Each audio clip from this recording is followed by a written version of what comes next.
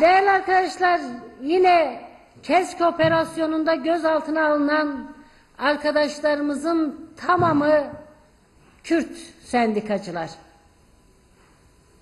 Bu da oldukça önemli ve üzerinde durulması gereken bir konu.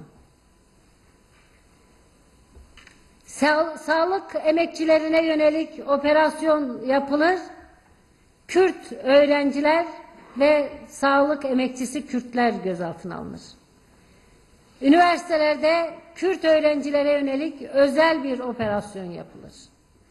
Kadın çalışmalarında Kürt kadınlarına yönelik, kadın derneklerine yönelik baskınlar, operasyonlar yapılır.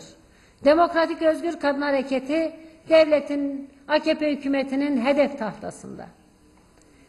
Gazeteciler, Kürt gazeteciler, Kürt aydınlar, yazarlar, politikacılar, yerel yöneticiler, sivil toplum örgütlerinde çalışan Kürtler, açıkça AKP hükümeti Kürtlere karşı özel, ırkçı, ayrımcı bir operasyon yapıyor.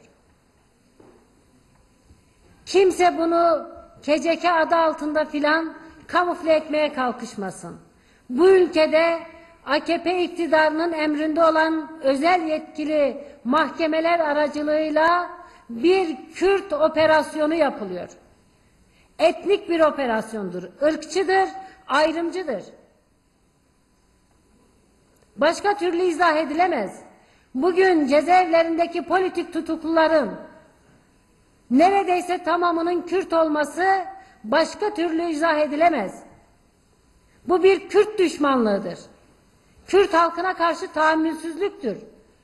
Kürt sorununu şiddetle, baskıyla, terörle, devlet terörüyle, devlet şiddetiyle baskı altına alma zihniyetinin kendisidir.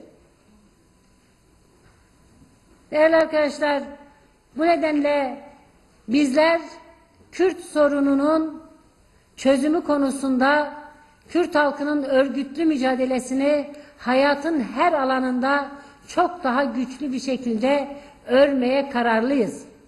Kimse bu operasyonlardan Kürtler örgütlenmekten vazgeçecek. Korkacaklar. Örgüt kötü bir şeydir. Örgütlenirsek başımıza felaket gelir deyip vazgeçecekler. Örgütsüz kalıp bize yem olacaklar diye zannediyorlarsa yanılıyorlar. Örgütlenmek 21. yüzyılda en demokratik haktır. Herkes, her halk, her sosyal grup, her kültürel grup kendi örgütlülüğünü yaratma hakkına sahiptir. Kürt kadınları da örgütlenecek, Kürt emekçiler de örgütlenecek, Kürt işçiler de örgütlenecek, Kürt avukatlar da örgütlenecek. Örgütlenmeyi bir suçmuş gibi önümüze koymaya ve bizi örgütsüz bırakmaya çalışan bu zihniyete karşı verilecek en büyük cevap daha güçlü örgütlenmek olmalıdır.